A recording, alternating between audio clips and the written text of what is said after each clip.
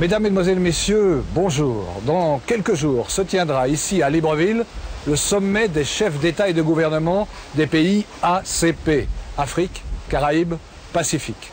Il s'agit d'un événement considérable parce que c'est la première fois que les dirigeants de 71 pays en voie de développement se retrouvent entre eux et rien qu'entre eux pour discuter de leurs futures relations avec l'Europe et de leur avenir commun à l'aube du 3e millénaire. C'est donc le Gabon qui accueille cette conférence exceptionnelle, le Gabon qui est un des pays les plus riches d'Afrique, mais qui est, malgré tout, un pays en voie de développement, qui connaît les mêmes problèmes que tous les pays en voie de développement. La richesse du Gabon, c'est d'abord le pétrole. Et le pétrole au Gabon, c'est d'abord Elf. 64% de la production totale du pays passe par ce terminal d'Elf Gabon au Cap Lopez. L'an dernier, le Gabon a produit 18 millions de tonnes de brut provenant soit du continent, soit des gisements situés au large, les gisements offshore.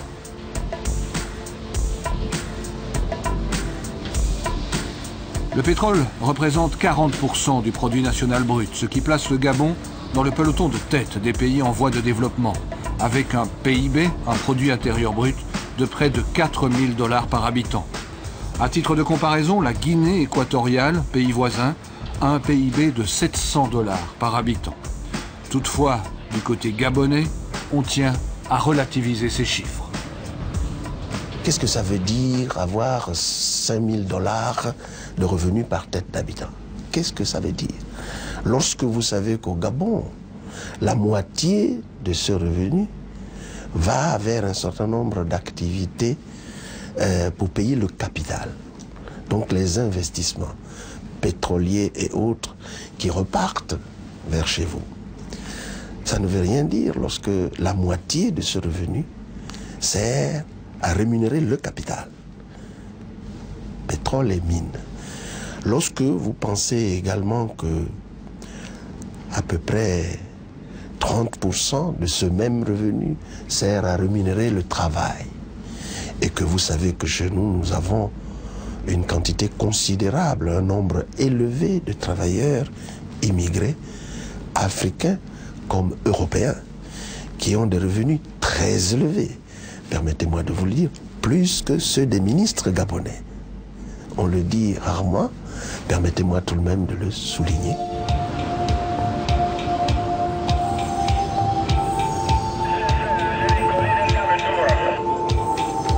Ok, d'accord. L'essentiel de la production gabonaise est exporté sous forme de brut. Il existe toutefois une raffinerie à Port-Gentil, la Sogara, société gabonaise de raffinage, qui traite 800 000 tonnes de pétrole par an, soit moins d'un 20e de la production totale. La Sogara, qui bénéficie de l'assistance technique du groupe Elf, alimente essentiellement le marché national. Mais le pétrole n'est pas une richesse inépuisable.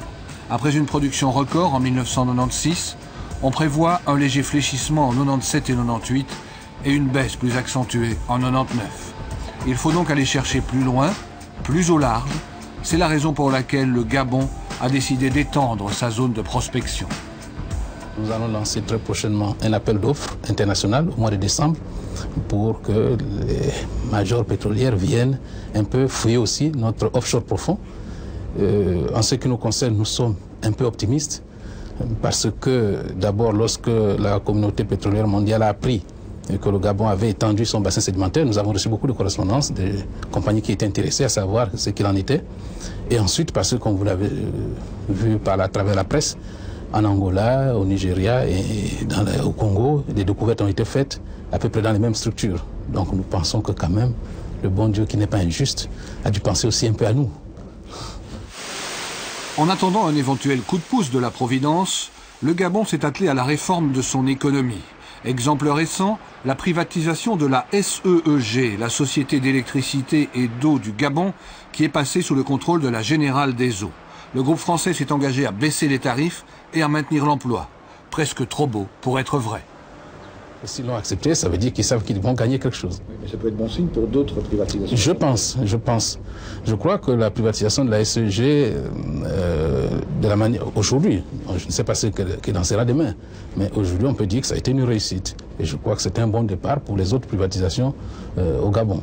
Maintenant, l'autre question, c'est plutôt à la Générale des Eaux qu'il faudra poser. Mais je crois que c'est une compagnie sérieuse, qui est parmi les premières mondiales dans le secteur, et qui a une structure financière sérieuse. Et s'ils acceptent cela, c'est qu'ils pensent qu'ils sont gagnants. Avant la découverte du pétrole, la grande richesse du Gabon, c'était le bois.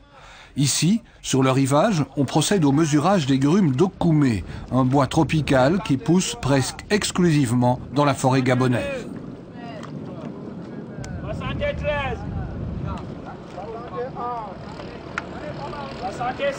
L'industrie forestière est une des industries les plus importantes du point de vue de l'emploi. Depuis la dévaluation du franc CFA en 1994, le bois gabonais est redevenu compétitif par rapport aux essences asiatiques. Contrairement au pétrole, le bois est une ressource renouvelable. L'Okoumé en particulier est une espèce qui se régénère facilement, à condition de respecter le rythme de la nature. La forêt est l'une de nos plus importantes ressources. Nous ne pouvons pas donc nous asseoir dessus et laisser nos populations, j'allais dire, mourir de faim, en simplifiant. Nous devons donc utiliser cette ressource puisqu'elle est importante. Mais précisément parce que c'est une ressource importante, nous devons la préserver, comme la prunelle de nos yeux. Vous voyez, par cet exemple, nous rejoignons les préoccupations de protection de l'environnement, de protection de cette ressource importante qui doit être renouvelable, qui doit être durable, et la nécessité tout de même d'une mise en exploitation de cette ressource importante pour les besoins de notre peuple.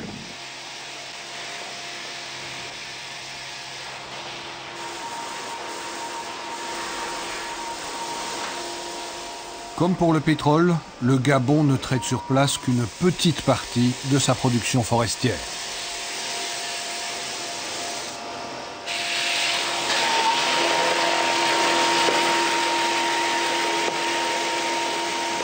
Cette usine de la Compagnie forestière du Gabon est la seule usine de transformation du bois. Elle occupe 800 travailleurs. Elle a été installée par les Français dans les années 50 et elle est loin aujourd'hui de tourner à plein rendement. Faute d'investissement, l'outil se dégrade. Une première tentative de privatisation en 1991 a tourné court. Pourtant, le bois d'Okoumé est un véritable don du ciel. Au sciage, il se déroule comme un simple rouleau de papier. C'est le bois idéal pour fabriquer du contreplaqué. Ici, le carnet de commandes est plein, mais la production ne suit pas. La Compagnie forestière du Gabon cherche investisseurs désespérément. Le développement de l'industrie du bois, richesse nationale, n'est pas incompatible avec la sauvegarde de la forêt, patrimoine de l'humanité. C'est l'objectif des autorités gabonaises. C'est aussi une question d'intérêt planétaire.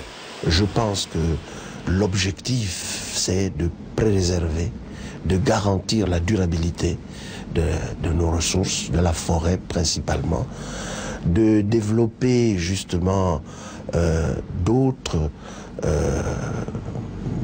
voies alternatives, par exemple, pour profiter de la forêt. Je pense à l'écotourisme, par exemple.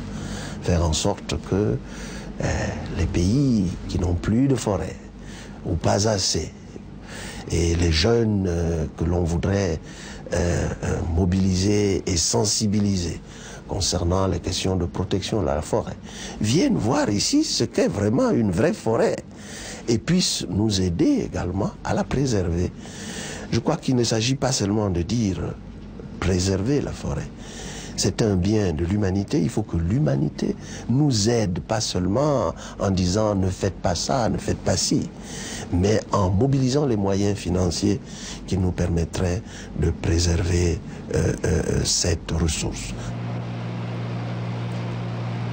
La forêt gabonaise est l'une des dernières forêts primaires de la planète. Elle occupe les 3/4 du territoire. Forêt vierge encore dans certaines régions, on y trouve des dizaines d'espèces inconnues ailleurs. En plein centre du pays, au milieu de la forêt, la réserve naturelle de l'Alopé. C'est aussi le siège d'un des projets européens les plus ambitieux, EcoFac, pour écologie forestière en Afrique centrale. Un projet financé par le Fonds européen de développement dans le cadre de la Convention de Lomé.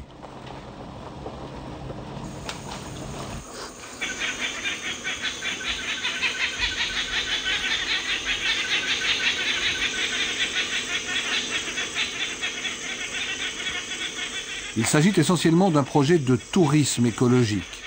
5000 km² de forêt et de savane. Une faune et une flore exceptionnelles. Une nature intacte, loin de la rumeur des villes. Un avantage qui est aussi un inconvénient. Le grand problème qui se pose, c'est plus pour le transport. Parce que si on doit faire venir des clients depuis l'Europe, il y a les compagnies de transport qui sont quand même assez gourmandes. Et c'est un handicap quand même pour notre tourisme. Et là, actuellement, bon, ça marche bien. C'est plus la clientèle nationale qui se rend sur place. On a déjà commencé à faire venir des clients depuis l'Europe. Ça marche aussi. Mais on espère que ça continuera dans le bon sens. Vous avez des contacts en Europe avec des organisateurs de voyages qui pourraient peut-être pratiquer des prix plus abordables? Oui, on a déjà commencé. On a eu à organiser d'abord un éductour ici à la Lopé. Et après, on a un tour opérateur depuis l'Europe qui s'occupe de la commercialisation du produit. Il y a un projet de mettre en place un tourisme sportif qui va englober 3 disciplines. Il y a un trekking, dont une marche à pied. Et après la marche à pied, il y a le VTT, un vélo tout-terrain, et une descente de la rivière pour revenir sur la Lopé. Mais là, c'est encore en étude. La réserve de la Lopé est bordée par l'Ogoué, le grand fleuve du Gabon. Suffisamment rapide dans cette région pour donner le frisson aux amateurs de sensations fortes.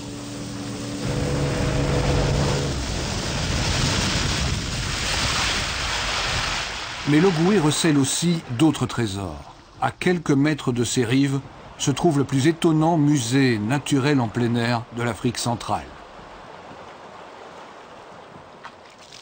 Des centaines de gravures rupestres datant d'il y a 2000 ans.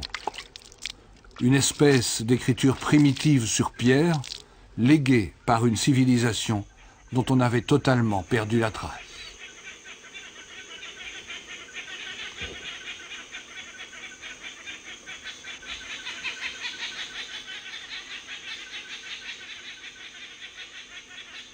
C'est un projet qui est situé dans une réserve de faune. Et au lieu d'empêcher les gens, comme ça se passait autrement, au lieu d'empêcher les gens de vivre du braconnage, il y a le projet qui s'est implanté. Et parallèlement, donc, il faut créer des emplois. Et la création d'emplois évite le braconnage, mais en même temps permet aux gens de la localité de rester sur place. Donc ça évite l'exode rural, le rabattement vers les principales villes. À Owendo, non loin de la capitale Libreville, se trouve un autre projet original, géré par Vétérinaires sans frontières et financé à 90% par la Commission européenne.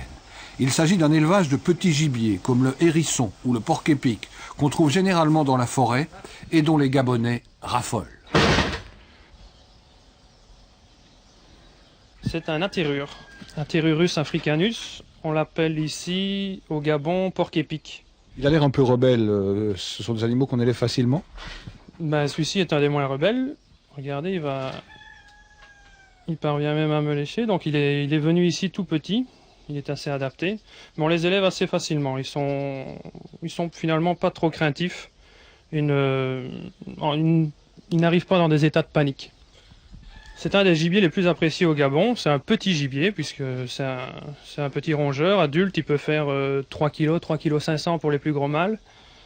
Il est très très apprécié. Avec les petits céphalophes gris, c'est une des 2 espèces les plus appréciées ici au Gabon. Très consommée. Outre l'intérêt pour la recherche vétérinaire, ce projet poursuit un double but.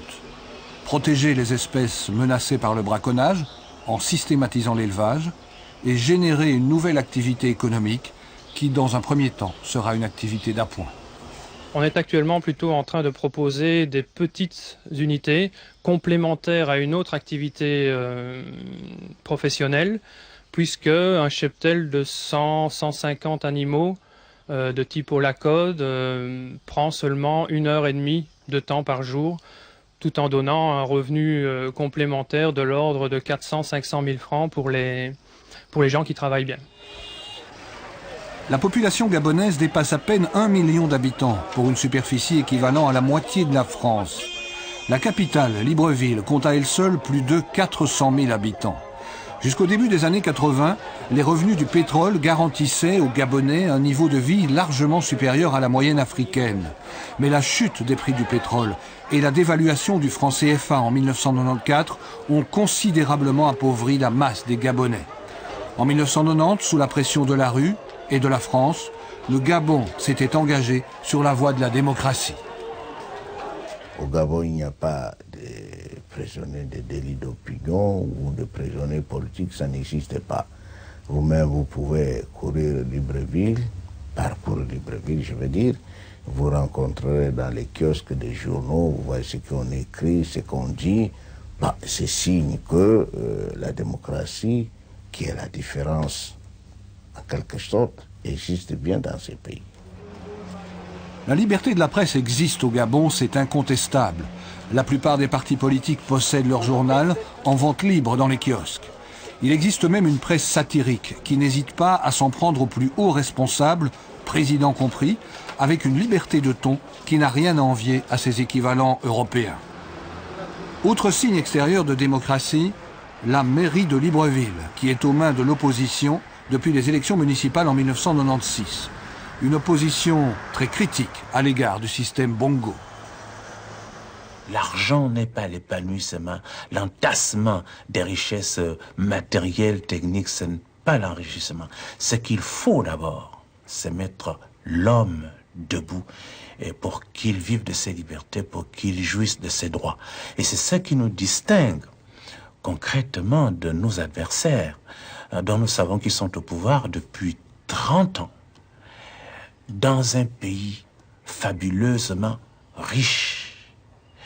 Et quand vous voyez le million de Gabonais vivre aujourd'hui, vous ne pourriez pas vous imaginer qu'ils se trouvent assis sur des montagnes d'or. Il y en a qui ont confisqué cette richesse nationale. 20% de gens ont confisqué ces richesses nationales. Ceux qui sont au pouvoir maintenant. Je le dis nettement. Et cela est inacceptable. De fait, le président Bongo occupe le pouvoir sans discontinuer depuis 1967. Grand ami de la France, El Hadj Omar Bongo, qui s'est converti à l'islam en 1973, est donc le doyen des chefs d'État d'Afrique noire depuis la disparition de Mobutu. Pendant plus de 20 ans, le Gabon a vécu sous le régime du parti unique, le PDG, le Parti démocratique gabonais, le parti du président.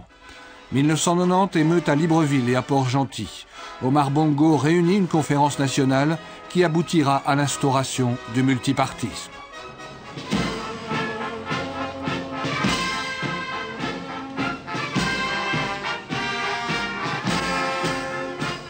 Aujourd'hui, sur 120 sièges à l'Assemblée, le PDG en occupe 89. L'opposition radicale n'hésite pas à parler de fraude électorale à grande échelle. Le maire de Libreville en appelle à la communauté internationale pour superviser les élections présidentielles de l'an prochain. Nous faisons actuellement appel à l'opinion internationale, notamment à l'ONU, puisque nous avons des élections l'année prochaine, en 98, des élections présidentielles. Nous disons que nous voulons que ces élections soient organisées par l'ONU et non plus par le gouvernement gabonais, non plus par le pouvoir gabonais qui a fait la preuve de son incapacité depuis 10 ans. Il est incapable d'organiser les élections. Nous disons que les prochaines élections présidentielles, nous voulons qu'elles soient organisées par l'ONU, sans quoi elles n'auront pas lieu. Le Gabon est un petit pays à l'aune de l'Afrique et pourtant... Pour le président Bongo, les élections au Gabon sont tout ce qu'il y a de plus régulier. Et ceux qui protestent, ce sont de mauvais perdants. Chaque fois c'est comme ça, les élections municipales se sont bien déroulées à Libreville parce qu'il est maire. Ailleurs, ils ne se sont pas bien déroulés parce qu'il n'a pas eu la majorité qu'il a escomptée. Vous savez, c'est toujours un problème. Demandez à celui qui a le ventre plein et celui qui a le ventre affamé s'il pense de la même manière. Vous-même, vous êtes prêt à accepter le verdict des urnes, même si vous êtes défavorable? Autrement dit, est-ce que vous êtes prêt à l'alternance? Je l'ai toujours dit. Je l'ai toujours dit que le verdict populaire, pour moi, est sacré. Même après 30 ans de pouvoir? Qu'est-ce que ça peut faire? Ça ne dit absolument rien. Et ce n'est pas moi, Bongo, qui demain, battu, je vais chercher à revenir par un coup d'État ou par un coup de quoi que ce soit. Non. Est-ce que vous allez vous présenter aux élections? C'est encore loin. Pour le moment, j'ai du travail à faire.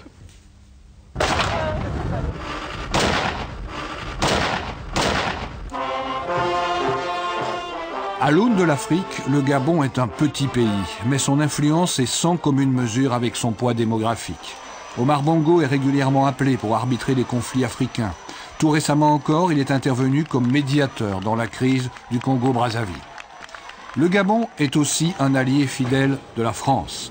Le pétrole n'y est pas étranger. Elf Gabon, a-t-on coutume de dire, est un État dans l'État.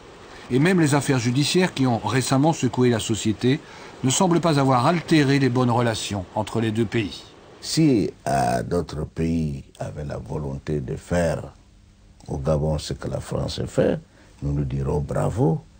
Regardons tout simplement dans les domaines pétroliers. Tous les pays du monde sont là, ils cherchent du pétrole, ils en ont trouvé. Mais la France est le premier à être ici. La France n'a empêché à personne de venir chercher du pétrole au Gabon.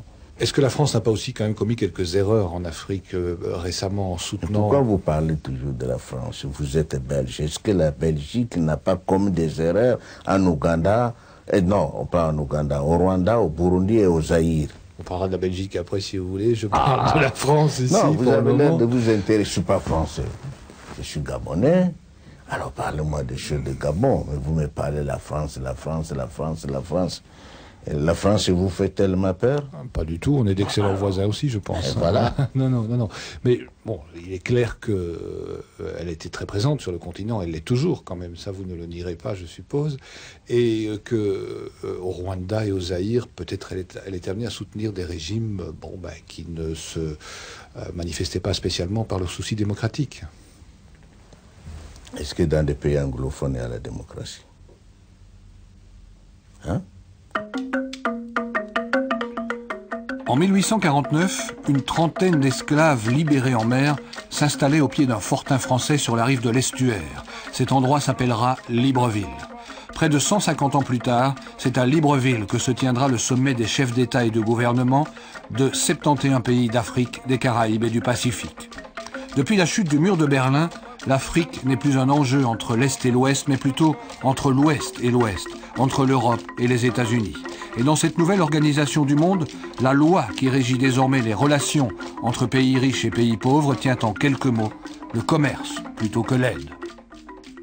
Il y a franchement des pays qui méritent d'être aidés. Quelle sorte d'aide, ça définit. Il y a des pays aussi où il faut privilégier le commerce. Mais quant à la jungle, moi par exemple, qu'est-ce que je peux commercialiser? Le pétrole, le bois, l'uranium, le manganèse. Si quelqu'un vient dans ces domaines et qu'il se conforme au règlement établi par le Gabon, je ne vois pas de problème. Mais si, au lieu de cela, on veut faire autre chose, où on dit très souvent aujourd'hui en Afrique, ce que nous vivons en Afrique, ce sont les acheteurs qui fixent le prix de nos matières premières. Et ça déjà c'est plus grave que de considérer l'Afrique comme une jungle. Dans la jungle, chacun fait ce qu'il veut, mais l'Afrique n'est pas une jungle. Avec son pétrole, ses bois rares et ses richesses naturelles, le Gabon est un pays privilégié. Avec une espérance de vie de 53 ans et une mortalité infantile de 94 pour 1000, c'est aussi un pays en voie de développement. Un pays qui s'essaie tant bien que mal à la démocratie, alors qu'alentour le pouvoir se conquiert par les armes. Un pays qui, dans ce monde en mutation, se cherche, comme tant d'autres, de nouveaux repères.